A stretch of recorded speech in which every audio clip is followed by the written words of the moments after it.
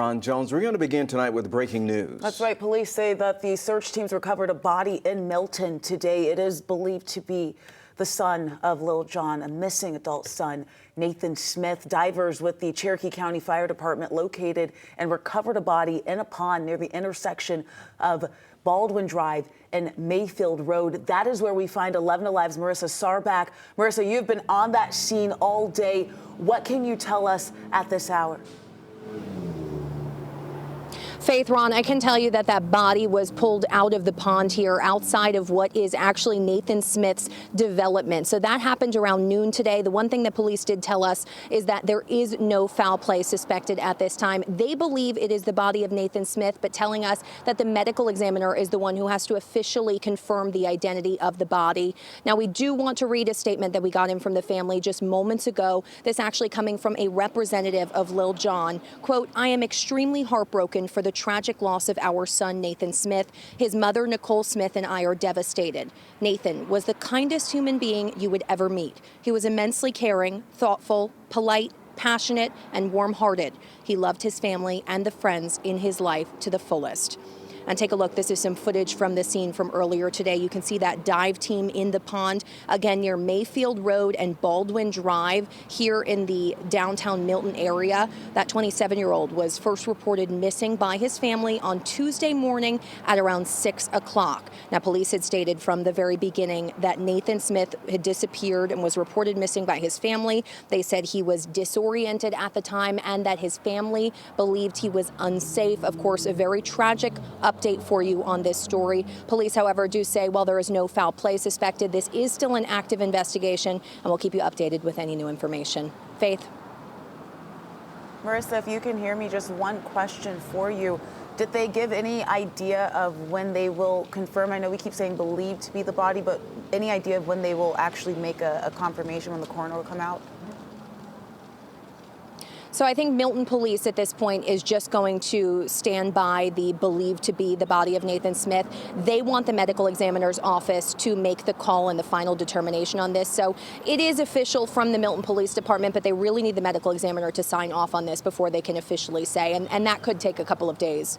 All right. Marissa Sarback live for us. Thank you so much for bringing that update. Also developing today at 4, Gwinnett County police are investigating a shooting at a motel that left a teenager dead and a man now facing charges. Investigators say 31-year-old Shamarcus Cochran is in custody, charged with involuntary manslaughter and reckless conduct. Now, this all happened at the Live-In Lodge extended stay on Stone Mountain Highway last night. Now, police say that Cochran told detectives that he had just returned from the gun range and was cleaning his weapon when it went off, striking the wall where the teenager was playing video games. Police have not released the name of that 17-year-old victim. Let's take you outside right now for a live look over Midtown Atlanta. Blue skies there. We're tracking a weekend forecast for you as you make plans. We're on the first weekend in a while. We haven't talked about snow, man, ice. look at that. Blue skies, all that stuff. Yeah, our temperatures are on this roller coaster ride. It seems like up and down and all around. But it looks like it's going to be a pretty good weekend, and it's Super Bowl weekend, which is the game you can catch right here on 11 Alive. Shameless plug. Meteorologist Melissa Nord telling us how the weekend is going to be a little cooler, though. A little cooler than where we are now, and it feels like spring outside. Certainly. It is February 6th, Go Red for Women Day. That's why we're all in our red, and we've got a lot of red on the temperature map as well. This is our 24-hour temperature change map showing you those numbers are 20 degrees warmer in Atlanta than 24 hours ago. And look at Dalton, 24 degrees warmer, Covington 23. Feels like spring outside. 65 currently in Atlanta at the airport, low 60s in Athens, Covington. Even the North Georgia mountains have cracked above 50 today, but that is about to change. You see this cloud cover moving into North Georgia, these few showers across the higher elevations as well. That is a front, a little clipper system, and behind it, there's much cooler air moving in overnight into tomorrow. So we'll take those high temperatures back by about 15 degrees tomorrow afternoon versus the warmth we have out there right now. Wind advisory in effect through tomorrow at 1 o'clock for the higher elevations. In your lower valleys, we're going to have gusts to 40 miles an hour, but in those higher peaks above 1,200 feet, the wind gusts could be 50 miles an hour. And we're already seeing a breeze out there right now. Most of these wind gusts 20 to 30 miles an hour. Watch them increasing overnight tonight. Some of those peak gusts tomorrow morning on those ridge tops could top 50 miles an hour. That is going to usher in a colder picture for your Saturday. Friday evening, though, winds are picking up. It's otherwise pretty decent outside. Sunset not until after 6:10. We'll still be at 60 degrees at 6 o'clock today. Maybe a nice Friday to kick off your evening with a beverage outside or a nice walk with the dog and celebrate finally a little bit of warmth outside. We'll look ahead to those ups and downs over the weekend. Plus, if we could hit 70 next week, that's ahead in your 7-day forecast. Hey, we're not mad about those temperatures at all. Thank you so much, Melissa. Well, tomorrow, loved ones, first responders, and community members, they will come together to honor the life of a fallen police officer. That is Pradeep Tamang. Tonight, we're learning more about Tamang. Gwinnett County Police sharing these new photos on Facebook saying, quote, Pradeep absolutely loved being a police officer and took great pride in his work. He was always excited to share his experiences and stories, and he genuinely looked forward to going to work each day. Serving and protecting the community meant a lot to him. There will be a celebration of life for Officer Tamang tomorrow morning at 10 o'clock. That will take place at 12 Stone Church in Lawrenceville. And the community is encouraged to come out, line the procession route following that service from the church on Buford Drive to the Tem Stewart Funeral Home on Simonton Road. And in honor of Officer Tamang, Governor Brian Kemp has ordered flags at the state capitol and across Gwinnett County to be lowered. That's right. It's going to be lowered to half staff, Faith, as well. We're going to have live coverage of tomorrow's service on 11 Alive Plus, so you can keep up with the coverage. Just download 11 Alive Plus. The app is free on your smart TV. Well, now to this, a new bill dropped in the Georgia legislature that would restrict the release of police body camera footage if the footage records someone's death. So this afternoon, the measure is facing some resistance out there. We're going to get out to 11 Alive's Doug Richards. He joins us live now from the state capitol. So, Doug, why the pushback here? Well, critics of this bill, which affects both body cam and dash cam video, think that it could give police, if they were so motivated, a way to perhaps cover up misconduct. You were sleeping when I walked up here. In June of 2020, Atlanta police officers in a fast food restaurant parking lot confronted 27-year-old Rayshard Brooks. Put your hands behind your back.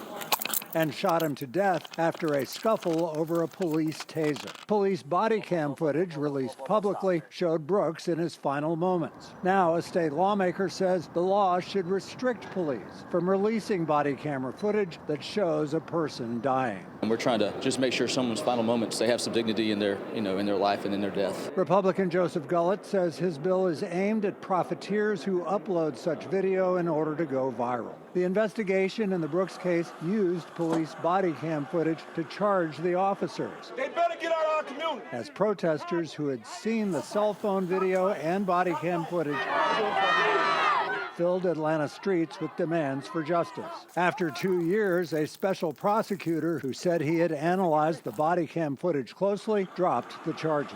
I think public outcry is a huge factor in some of these investigations. Democrat Eric Bell says he joined some of the protests after Brooks was killed. Bell says Gullett's bill could help police cover up body camera evidence. While I do think it's a good intended bill, I think we have to think about the consequences that it puts on all public safety.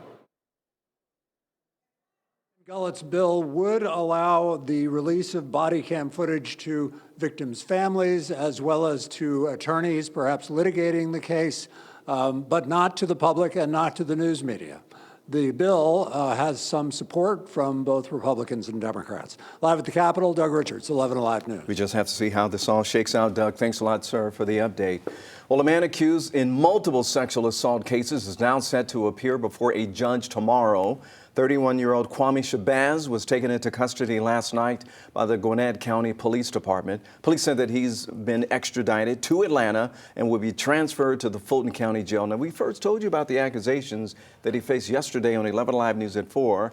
As police shared this video, they say that Shabazz walking through an apartment building on Cosmopolitan Boulevard here. This is in January.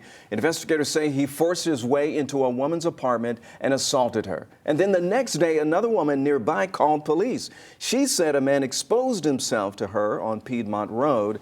The description that she gave sounded familiar to the officers, so that led them right back to Shabazz. And then last night on 11 Live, our very own Angelina Salcido showed a woman this photograph who lives in the area. Erratic, I would say, maybe is the better word. He was just super intense. He came over to my neighbor's house and started going through the garbage bins and then exposed himself to myself and my fiance, and then stayed exposed and just kind of left. We called the cops. Shabazz was wanted on multiple charges in Atlanta, including rape and sexual battery. Officials said that he's also on probation, has a probation warrant for an arrest in Fulton County and a rape warrant in College Park.